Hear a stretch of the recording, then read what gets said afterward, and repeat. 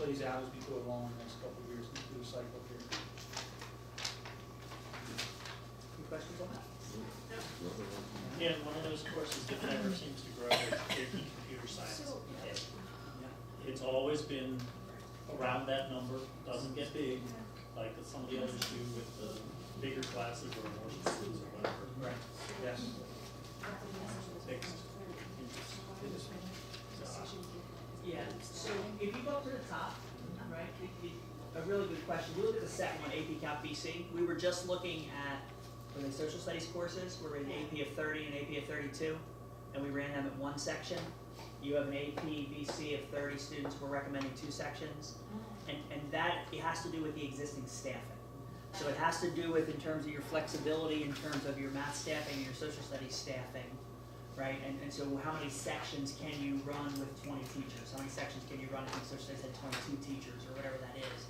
And so it is exactly that in terms of if you were to allocate 2 for AP World, where would you take a section from someplace else? Because again, you are unlikely to find 0.2 of a social studies teacher to come in and do that. So, yep. So that would come back and forth in different years depending on where the requests are. Where do you take it from would be AP Psychology if you look there. Right. But I assume that course grows, is that correct? Well, Potentially? Potentially, but it actually dropped more than, actually 100. So this year it dropped, so. No, but in terms of from the hold report, yes. Correct. Not from the request, Right. but the hold report it does, in fact, hold and actually increase. Next tab I have is ESL. And yeah, these numbers are, we have Mrs. Baker, full-time ESL teacher, we have Mrs. Hayes, who's 22 at the high school, we share her with the middle school. These numbers really are, these will increase the WIDA scores, the students have to take the WIDA test, which the results come out in June. And so this does not necessarily represent the numbers that counselors are actually putting students in based on their WIDA scores during the summertime. So this will obviously increase as we go through the summer. We did science. Science, we did English. So no increase in English. You'll note practical English had 1 student request, so we're not running that. It's not practical. Sorry. Right, else they- She said it's not practical. Sorry, a lot of numbers Very in one nice, night. very nice. Once we reach 9 o'clock. It's been dropping. Practical English, yes, has been dropping. We should sit us together. Have you seen this? Media Production 1 and 2, this is a combined course, this is Mr. Friedman's course. And our Humanities Honors English pairs with our Humanities Honors Social Studies. And again, that's a very popular course. These are incoming 9th graders, or those of us for 9th grade. English A, B, C, and D are special ed courses. The alternates are not high until you get down here to senior electives. Creative writing is 71 alternates. Public speaking as well, 59 alternates. So no increase in English. Any questions on English? Next is world language.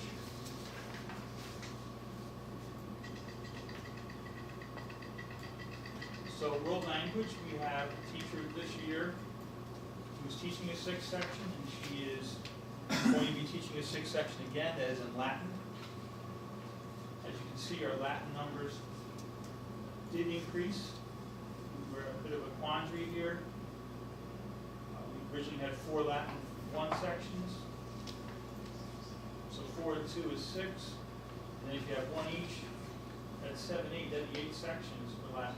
So we combine that 3 and 4 like we do normally every year.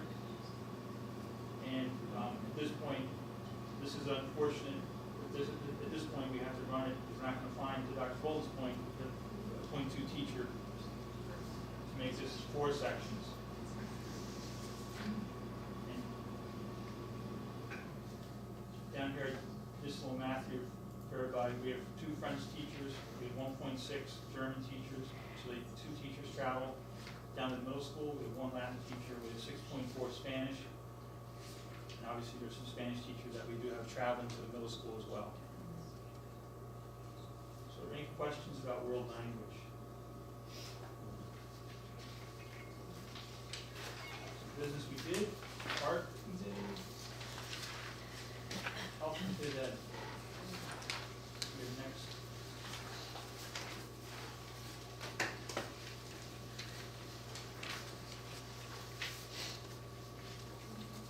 So with health and phys ed, just to note, anatomy and physiology is of course at the top. Again, that pairs with the science. And at this point, 3 sections are going to go to the phys ed teacher, Mr. Wyatt, or should I say Dr. Wyatt now. Our wellness course, this is the 9th graders, the incoming 9th graders.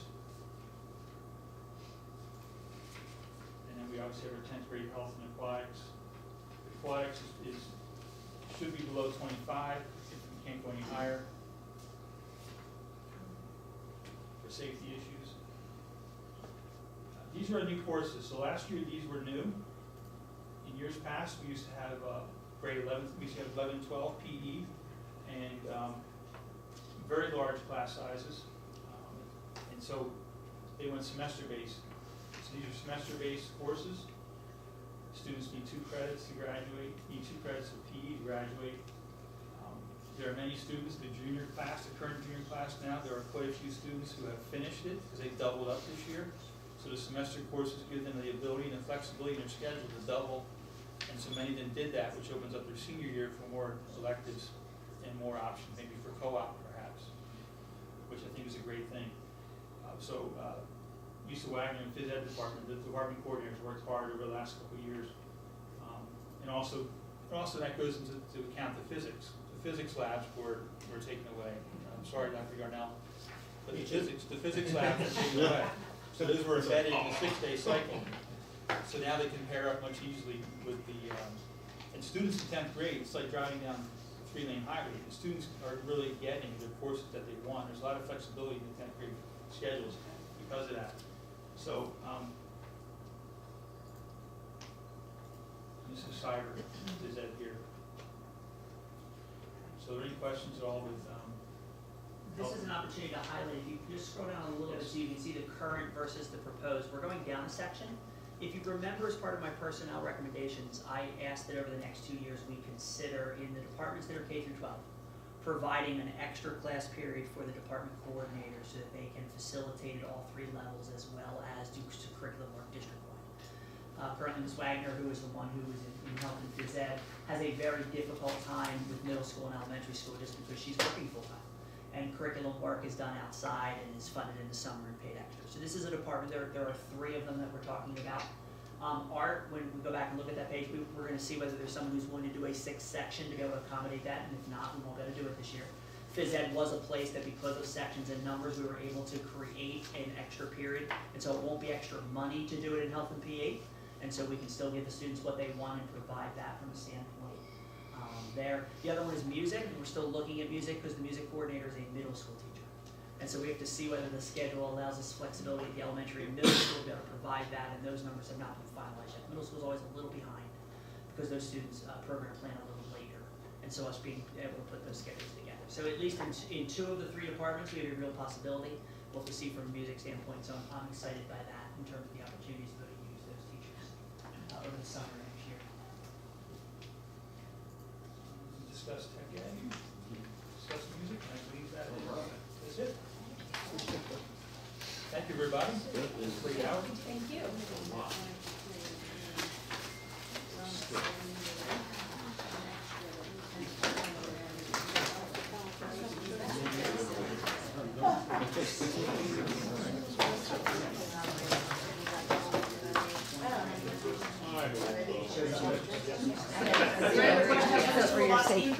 No, thank you for that. You're welcome.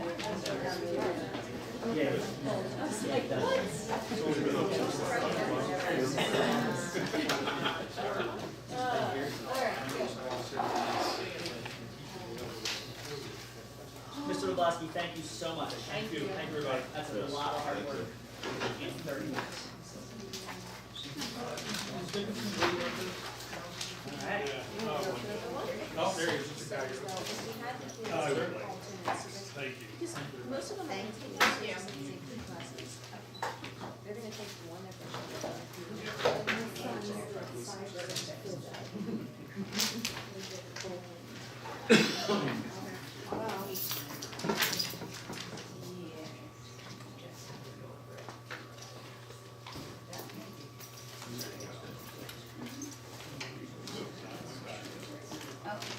There's the that way, that's in the police department services.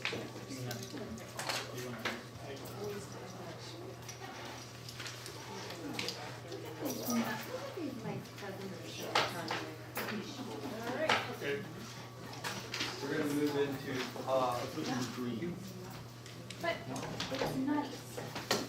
we're gonna move into item 5. We'll start with transportation. Mr. Geiger will have it on the board, but you also have a paper copy of what he's gonna go over in that packet that we gave you earlier, okay? Go ahead, Brett. Okay. We'll go to page 2 for this past school year. What you're gonna get now is information of the type of things that we've done. We had 98 home-to-school runs.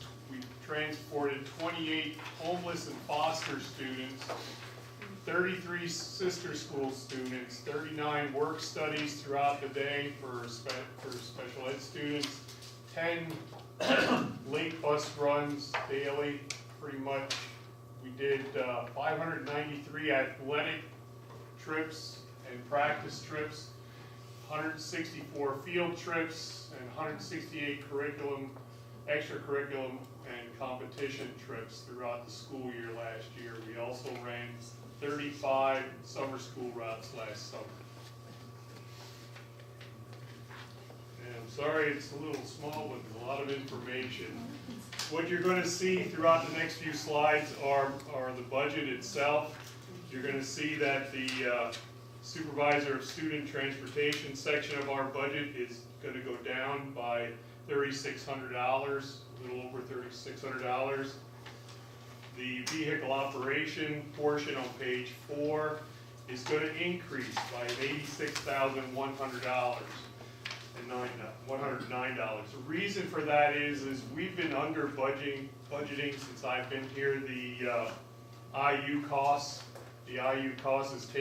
isn't something that we pay out directly with a check, but every year when IU turns in their state report for state subsidy, what they needed from every district, that comes out of our state subsidy check that we get from the Department of Ed every year. They get, what the IUs do is they tell the state how much money they need to operate for the next school year, their transportation and everything, and then at the end they have to reconcile and they have to report how much each district portion is of that, and then that portion comes out of our state subsidy. So we have to show, we want to try to get this number back to where it should be and show the true number that we're losing to the IU out of our, but not, losing it out of our subsidy but not paying them directly. So it balances out the number is what it's going to do eventually. So we did take money throughout the budget to try to boost that up a little bit. We did take 85,000 out, but generally every year at the end we balance our budget and most of the money goes into there, what's left out of fuels and things like that, if there is anything. Under the transportation budget for the public transportation of it, we were able to reduce some general supplies throughout a little bit in maintenance vehicles for repair maintenance vehicles and other professional services. Also diesel fuel. Diesel fuel we were able to reduce because we were able to actually contract our budget back around Thanksgiving for next year already. We were able to lock in at a much lower price. Plus we have been buying more gasoline buses versus diesel, which has been bringing down our cost on diesel, their usage of diesel. But then on the other hand, it's boosting up the gas side of it. We're buying more gasoline. So you will see increase in gasoline, drop in diesel, and that is just shifting the money from the one to pay the bill for the other. But we have already locked in our gasoline also since then, back in January, I think it was, Carl, and we did reduce the cost per gallon on that also. And then on the non-public side, again, Mr. Geiger. I'm sorry, That's okay. I'm not advancing it, am I? That's all right. Let's get to the non-public, there we go. We're staying with it. We're on page 6. I forgot, you Yeah, have it a is. paper copy of it.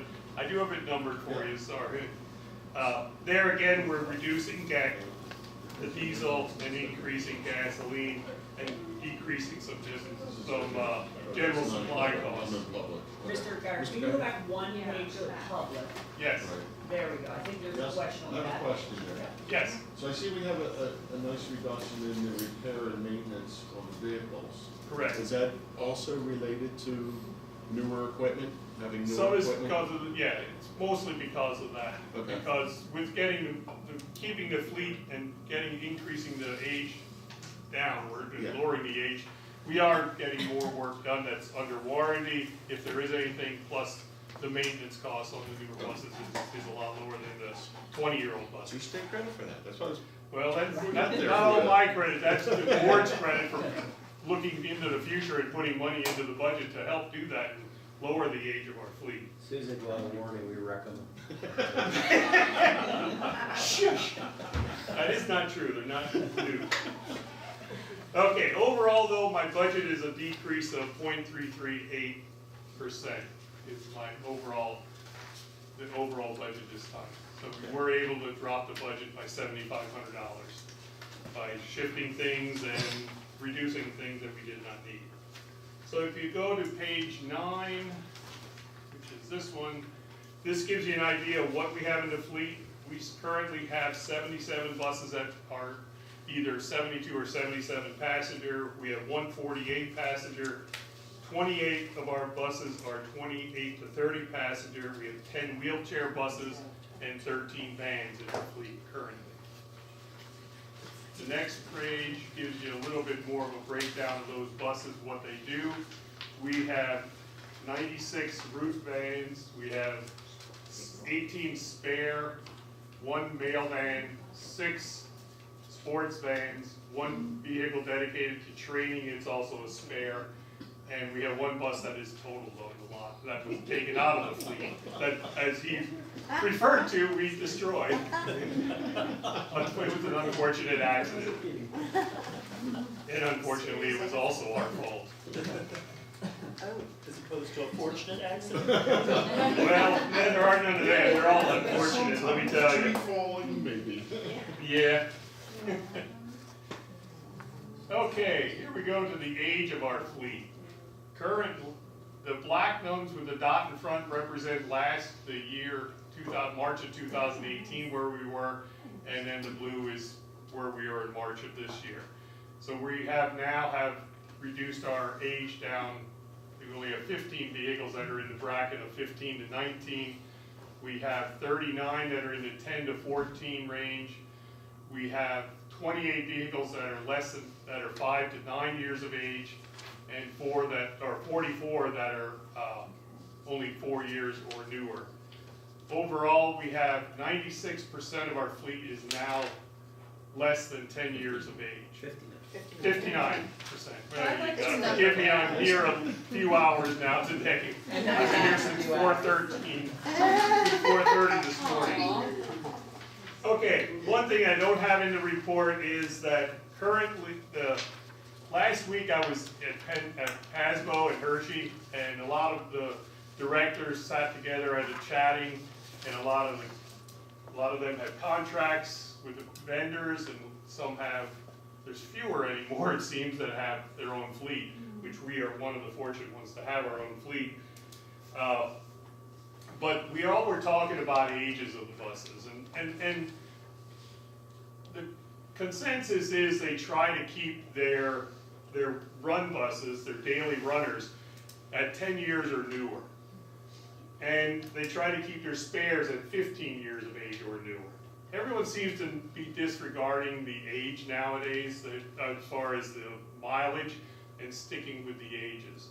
And that's where we're at. And the overall age, when they write the contracts, the districts and stuff are putting in, they try to keep the average age of their fleet at 7 years of age. So if you think about it, we're down, we did 4 years of bus replacement since I'm here. And the plan that we put together was 10 to 12 to replace our fleet. We should be really in line, the district, you should be, I won't be here then. You should be in line to have your fleet matched down to pretty close to those goals of having your run buses at 10 and your average age at 7 and your spares in the range of 15, 17 years of age. So, but this was majority of the people there when we talked that night. We talked about this, and everyone pretty much is where we're looking to get to. And in how many years do you anticipate that to be true? We were hoping to make it in 10 years. And this is year 4 of that 10-year We did 4 plan? years now. This year, the delivery was my 4th year of delivery of new vehicles. And going forward, we'll be able to hopefully continue that to get the fleet down to a manageable age. Repairs will be lesser, hopefully, and everything with all that. But as in a new car you can have problems with just like a new bus. You know, there's quirks when they come out too, some of them. But I give credit to Carl and his staff for the work they do on the buses and keeping them rolling. I've been very tough on his staff this year. The last 6 months, we've had to use the mechanics as drivers. Jessica as a driver, myself as a driver, Nancy as our router as a driver, because we have a number of drivers on long-term medical. So and the number of retirees that we have has been dwindling that are willing to come back to drive because of the cost of the licensing and the requirements of the state as far as medical requirements. So it's getting a little tougher to get that. We have a good number of people in training. We're hoping to have enough drivers to put a new driver in every seat of the people that are going to be retiring. We have 6 or 7 drivers retiring this year at the end of the school year. So we will be looking to continue our ad in the penny power, which seems to have been our best way to go, because we cover all 8 zones that they carry, and it's a really reasonable cost. It's like $100 for 1 week to put it in there. And every once in a while they'll offer me a front page ad, and that sure caught a lot of eyes at contractors when I had it on the front page of their paper that time. Mr. Geiger, I just want to take the opportunity while Mr. Duke is here to first recognize him, but also thank him. We often get to see Mrs. Short and Mr. Geiger, and so we often get to thank them. But as Mr. Geiger said, one of the reasons that our fleet is in such good shape is that we have people who care for it, and Mr. Duke is one of those key people. So besides the fact that he does a lot of driving, you know. Well, he isn't the one that drives. He's only been out once this year. Oh, all right. But so, He's been fortunate. we don't often get to say that to Mr. Duke because you're not here at these meetings, so we just want to thank you for all of that hard work that you're doing in the department. So we appreciate that. And I'm not really sure, but what is it, 35 years or 36? 36 years he's been with the district in that capacity. Working up at the tech school and fixing buses down here and bringing them from up there down here to fix them. And But you can't leave until you get it right. Sorry. And I will say the staff is really great over there. You're going to have good hands with Jessica taking over in July. And I won't not say anything, but Lori Barnes is here. She's our trip coordinator. So all those field trips and everything go through her to make sure that there's a driver and these kids get there. Awesome. Thank you. So the next 3, the next. We clap for it?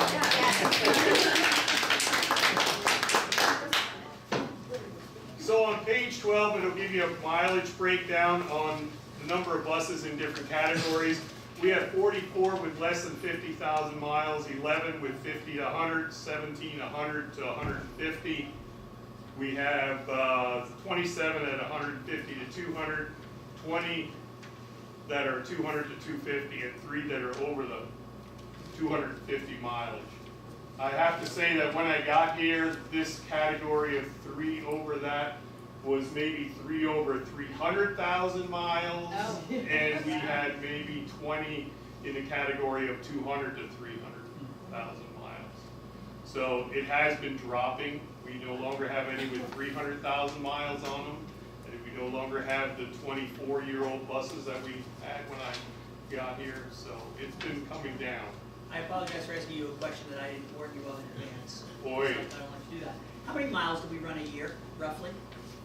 What does the fleet run? I wish per you would have year? gave me that, but it's about 1.6 million. About 1.6 million. Wow. If I'm not mis- How many trips to the moon was that? So, I haven't. I You haven't. did present this in January. I will present that at the next meeting when I come back, when we do our request for budget, as far as buses. I will have the exact number when we send to the state, what the state report showed, but I also had it calculated out, as she said, on how many trips to the moon it is. I had that calculated out for that report. Well, I just love. But I'll come back with that. But I'd love to think through that fact in terms of the safety that your department provides for our students. Over 1.6 million miles, Yes. right? You think about what that does, and that just a tribute to our drivers, but also the care that they take. Yes. And you have to understand, a lot of our drivers are retirees from some other occupation. We have a lot of people that are retired from another occupation that come to be school bus drivers. Right. And there's a lot of people that come from other contractors here to Penn Ridge because of our reputation. So they like the fact that we are district owned and they want to have a stable job. So when they work for contractors, they don't know when the contract's coming up, will they have a job next year? So then I have a guesstimate on which buses we're going to replace over the next 3 years on the next 3 pages. But that can all change with what accidents that the insurance company says no more. We're not going to, that one's going to the junkyard, you know, stuff like that. And then we're tied, so then we shift something around. But we'll have a more definite when we come back in like June, May, June to the board with our request to go to bid for July for next year. The contractors love us that way because they can turn our buses around a lot faster. We had buses rolling in here for Christmas last year, already out of our September bid that we awarded. So that's really a good turnaround, because if you wait until January, February to award your bids, the contractors are saying, well, you're gonna be 6-8 months till you get a bus. So we save money because they give us a better price at that time of year because they're hungry for the work. And you get a better quality bus, we feel, plus a quicker turnaround. Is this the first year we're not replacing any that are still in the 90s? Yes, I think it is. it is.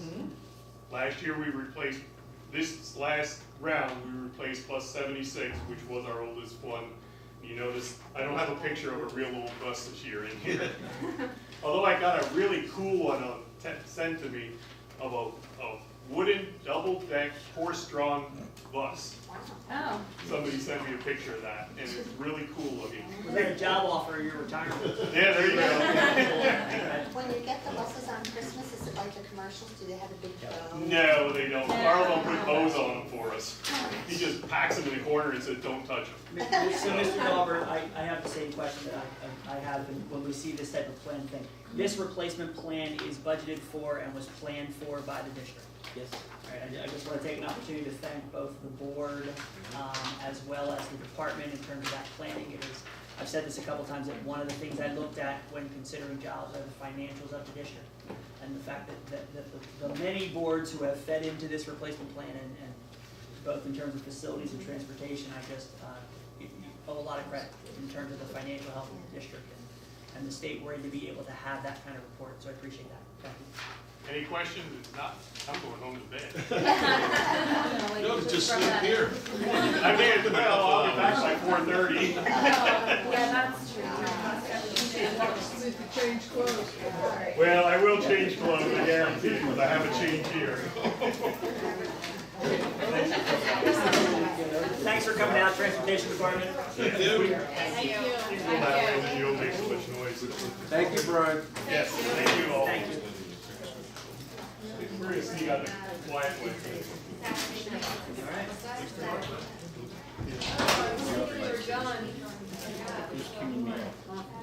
No, there's 3 more reports. PowerPoint or a PDF? Yeah, well, it is